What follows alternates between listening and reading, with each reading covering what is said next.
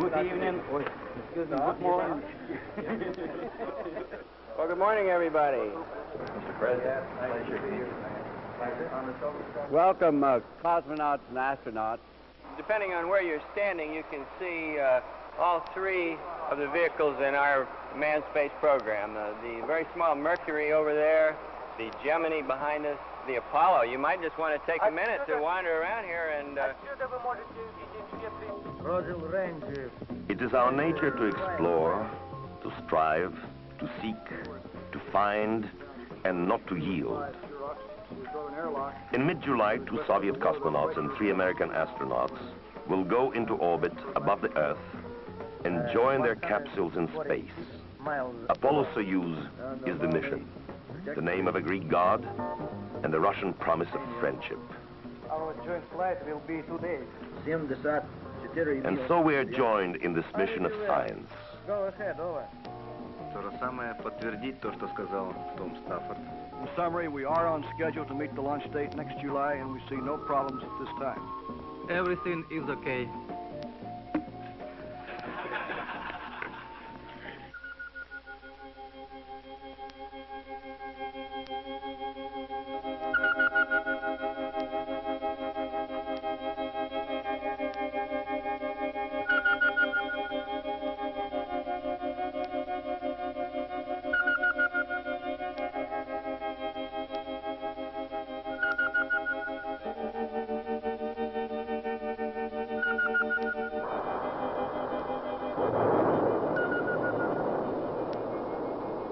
This launching of the satellite proves that they can hurl an object a considerable distance. Here, 3 months after Sputnik. A cat gets his eyes open in 9 days. I understand that an observation was made that there was some disappointment about the timetable in the rocket and missile field. We're lagging in both the satellite and missile field. Our satellite program has never been conducted as a race with other nations. Rather, it has been carefully scheduled as part of the scientific work of the International Geophysical Year. November 3rd, 1957. The Soviet Union today launched a second satellite, Sputnik 2, at 1,120 pounds, with a dog, Laika, aboard. Vanguard 1, America's first satellite, stands ready. It seemed as if all the gates of hell had opened up. Brilliant stiletto flames shot out from the sides of the rocket. Agonizingly, it hesitated, and in front of our unbelieving, shocked eyes, began to topple. This is Steve Douglas at Vanguard Press Site. In January, Explorer 1, our first satellite, went into a successful orbit. Now we're awaiting another Vanguard launch here at the Cape. Today's weather is just perfect. 1958. The United States Navy Vanguard puts a 4-pound satellite in orbit. A new agency, NASA, is formed from the internationally respected National Advisory Committee for Aeronautics. And the thrust into space seems now to be toward the moon. The Pioneer launches, a double series. One to circle the moon and the other to strike it. One by one, all 4 fail. But another Pioneer goes by the moon to enter into a sun orbit. The United States readies 4 more moon probes. The results are the same, and none of the payloads even reach the Earth orbit.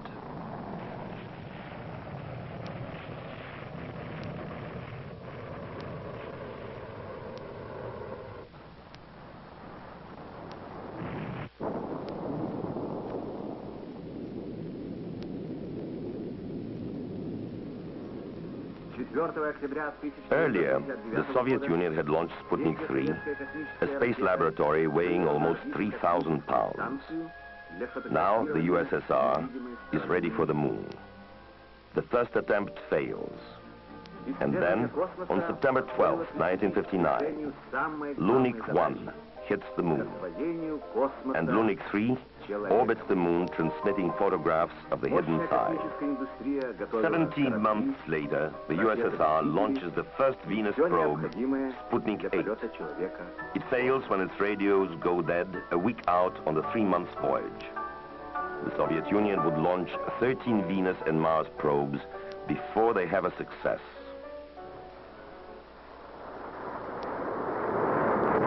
The Americans were not to attempt Venus until July 1962. The first rocket veers off course and has to be destroyed. Now, there are just 50 days, while Venus and Earth are in position for a launch. Mariner 2 is launched July 26th.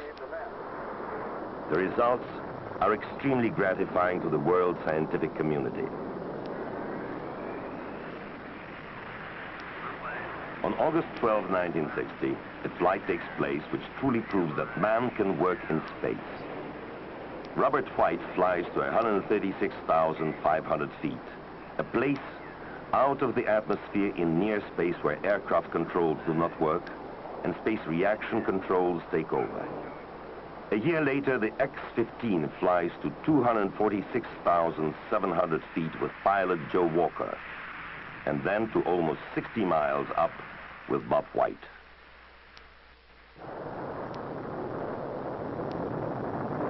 Again, the Soviet Union takes a commanding position, this time in manned orbital flight with the mission of Yuri Gagarin, April 12, 1961. Two failures of unmanned test vehicles precede this flight.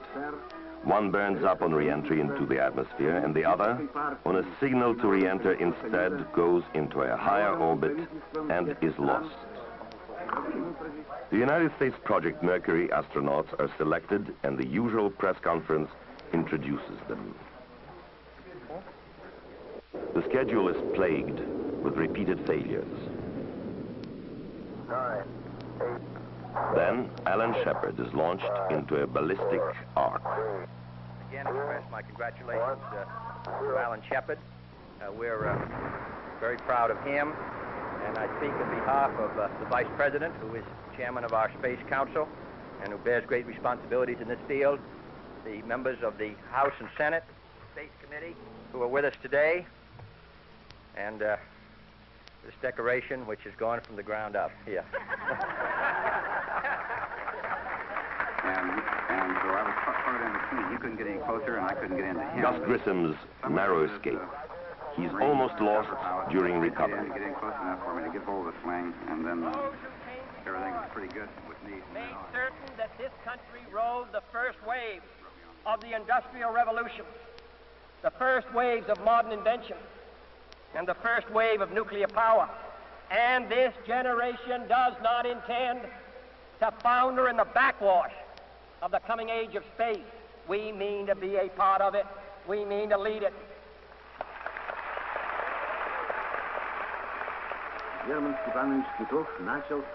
In August, German Titov makes 16 orbits. His rapturous "I am Eagle" is typical of the elation both cosmonauts and astronauts experience in space. You have firing signal. Good Lord, ride all the way. Godspeed, John Glenn.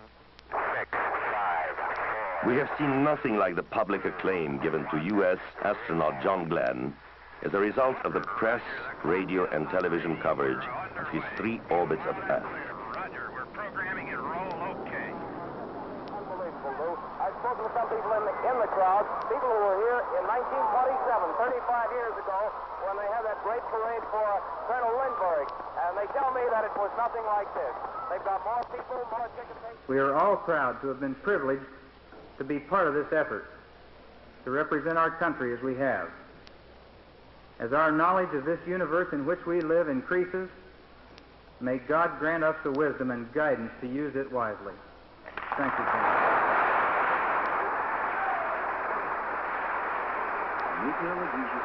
The first space cooperation between the United States and the USSR comes in the fields of meteorology and communications. Data from weather satellites will be exchanged. This agreement is signed by Dr. Hugh Dryden and academician Blagan Ravov. The United States orbits astronaut Carpenter, then Schirra, and then the last launch in Project Mercury, Gordon Cooper's, which expands the envelope of United States manned spaceflight experience.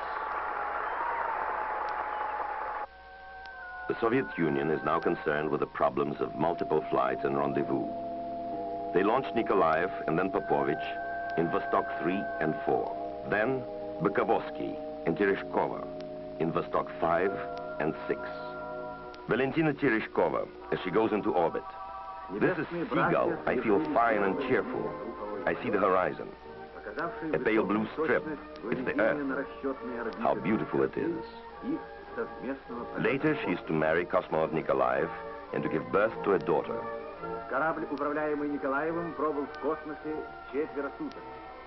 The United States launches a series of amazingly successful satellites for meteorology, navigation, and communication.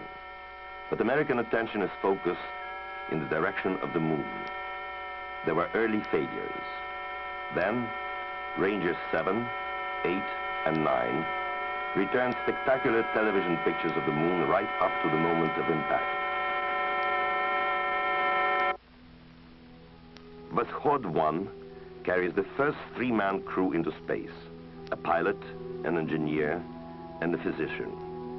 The pilot, Komarov, is to die in a later flight when his parachute lines foul. The chute doesn't open. Then cosmonaut Alexei Leonov startles the space-watching world with his trip outside his spacecraft in orbit. The Soviets call it a spacewalk. 10 space flights called Gemini produce the kind of technical experience needed to put astronauts on the moon. The highlight event is Edward White's spacewalk. You could almost not drag me in, but I'm coming. You took that 3.5 more days ago, buddy. I know. 2 years later, White is dead in a disastrous fire in a ground test of an Apollo capsule. Lost also are astronauts Gus Grissom and Roger Chaffee. Now the landing on the moon and Project Apollo is to wait while technicians study the fire and the spacecraft. The United States and the Soviet Union sign agreements to publish a joint review of research in space biology and medicine. And Lunar Orbiter photographs the proposed landing sites and more than 99% of the surface area of the moon. 5 surveyor spacecraft soft land on the moon. The results indicate the composition of the lunar soil and that a spacecraft like the Apollo lunar lander can be supported on the surface. The Soviet Union decides not to attempt a manned landing on the moon, but to explore with unmanned spacecraft and robot vehicles, like these models. February 3rd, 1966. Luna 9 makes a soft landing on the lunar surface, and Luna 10 orbits the moon providing good photographs. December 26th. Luna 13 soft lands and reveals surface-bearing pressures. Zond 5 re-enters Earth's atmosphere, and a payload of animals is recovered after an 8-day circumlunar voyage. And God called the dry land Earth. 1968. And God saw It is Christmas Day. And from the crew of Apollo 8, we close with good night, good luck, a Merry Christmas, and God bless all of you on the good Earth.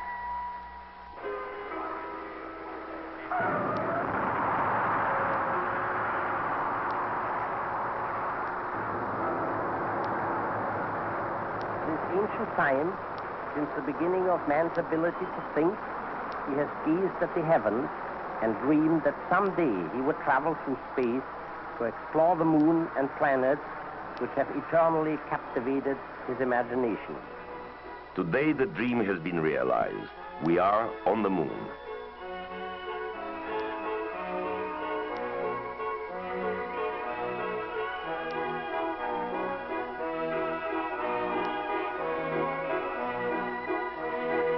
With Promethean ability, both nations have demonstrated beyond all doubt that man can perform useful functions in space.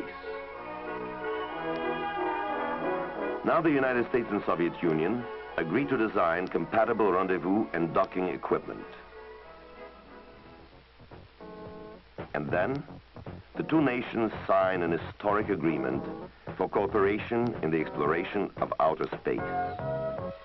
The political symbolism is brought home to each of us by the Apollo Soyouz mission, when astronauts and cosmonauts will be orbiting the Earth dependent on each other's life support systems.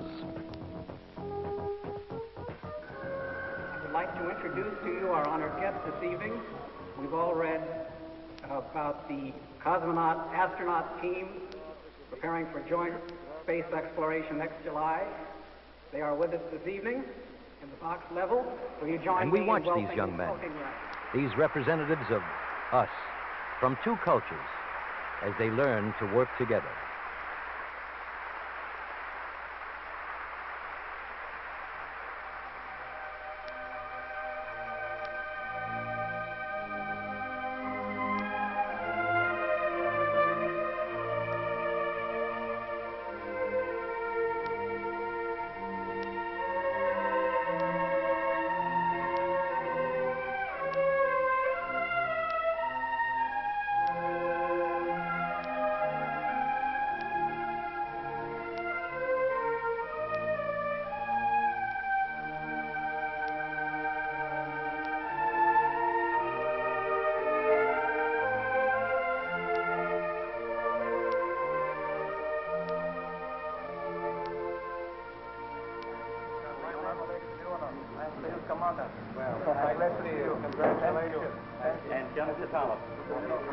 A meeting with President Ford and an invitation by the President to a Virginia Crab Fest. There is the possibility of some cultural shock in both countries.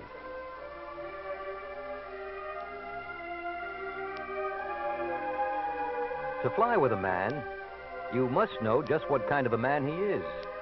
And so we watched each other. We ate space food, green shchi, borscht, hartshow. Rocket, our very big one that goes to the moon, we have shown just with a model over here on the wall. And I learned English about 7 months. We looked over each other's spacecraft. That time, Alexei Leonov, the command pilot of Soyouz, is 41, a colonel in the Red Air Force. Graduated from Chuguyev Air Force School with distinction. He is a gifted artist. Tom Stafford, command pilot of Apollo, is 45, a brigadier general in the Air Force and a graduate of the Naval Academy. Starting to work together in procedures. We have a working relationship that's quite good with the Soviet Union. I'm sure it's going to continue.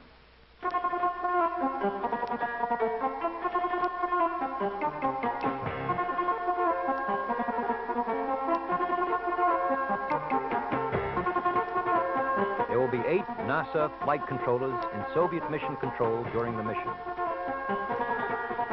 In working sessions at Houston and at the Gagarin Center for Cosmonaut Training, we got to know each other and to respect different methods for the same job. 8 Soviet flight controllers will be at Mission Control, Houston, during the flight. To know a man, if you're going to work with him, fly 225 kilometers up for about 2 days, you should know something about his land.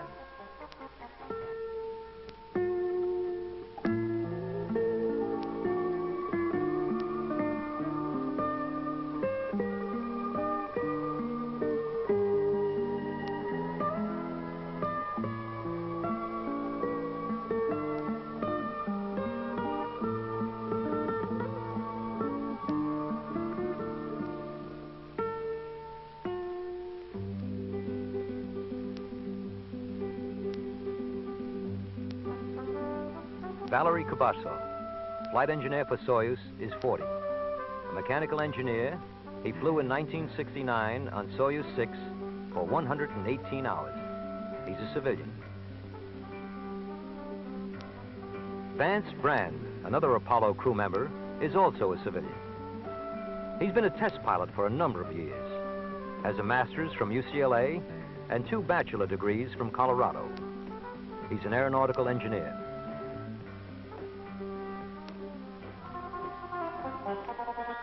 Apollo Soyouz is designed to test a universal docking system. That's the primary purpose. If there are to be other joint missions in the future, we'll need a way of joining the space capsules. There is a possibility that some future mission in space will have difficulty and be in serious trouble. We will need this universal docking system to effect a rescue.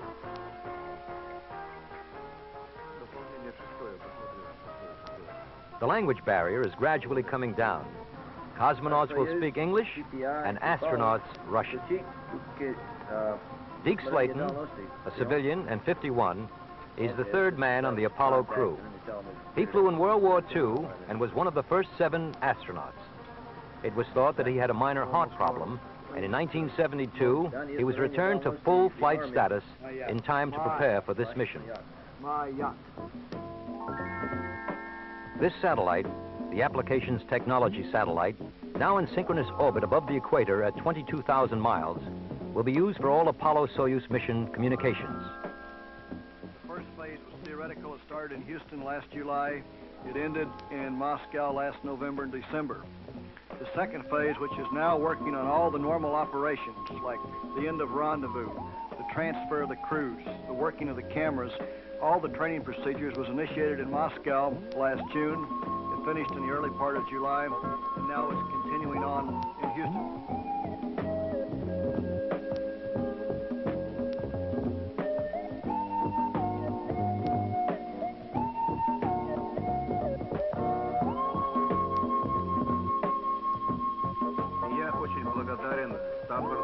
General Vladimir Shatilov, Chief of Cosmonaut Training, has flown twice in space and was designated by the Soviet Union as the leader of the Outer Space Squadron in the joint flight of Soyouz 6, 7, and 8. Other pilots and engineers will serve as backup crews. Anatoly Filipchenko, Alan Bean, Nikolai Rukovishnikov, Ronald Evans, Vladimir Zhanibekov, Jack Lausma, Boris Andreev, Yuri Romanenko, and Alexander Ivanchenko. We had very good time in Washington. Thank you very much. A close comradeship has developed between the crew members as a result of shared experiences, training, and social.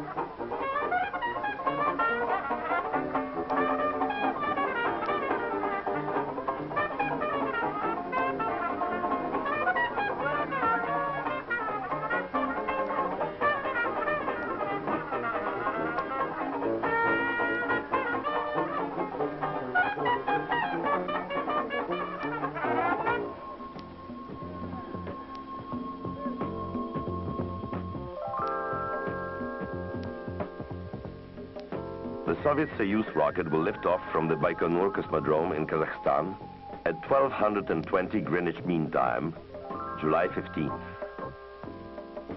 7.5 hours later, the United States will launch Apollo from the John F. Kennedy Space Center. The 2 spacecraft will begin a series of maneuvers to prepare for rendezvous and docking of Soyouz and Apollo. Docking will occur prior to darkness and during the 36th orbit of Soyouz and Apollo's 29th revolution of Earth. The rendezvous procedure calls for the Soviet crew to establish a near-perfect circular orbit at 225 kilometers. The American Apollo crew will close and initiate contact with Soyouz. Scientific experiments will be conducted by the crews on a joint basis. Now with Apollo Soyouz, we open the way to a true partnership within the family of man on this spaceship Earth.